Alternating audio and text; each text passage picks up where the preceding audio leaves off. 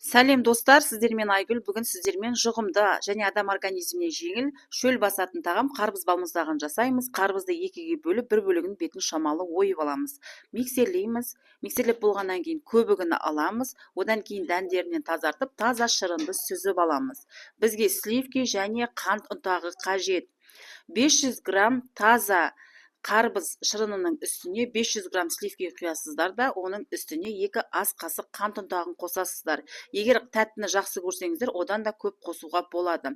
Миксерлеп болғаннан кейін кішкене қою болады, және мұздатқышқа кішкене уақытқа қойып қойыңыздар. Қою бола бастаған кезде әр стаканға осылай құйып шығасыздар. Сөйтіп мұздатқышқа қайта қойыңыздар. Қата бастаған кезде қайтып шығарып, өйстіп таяқшыларды тығып шығып, қайтып мұздатқышқа қойып қойыңыздар. Біздің уақытымыз өте тығыз болды. Балалар болғандықтан 3-4 сағат қана қойып, бір түнге қойып қойыңыздар. Өте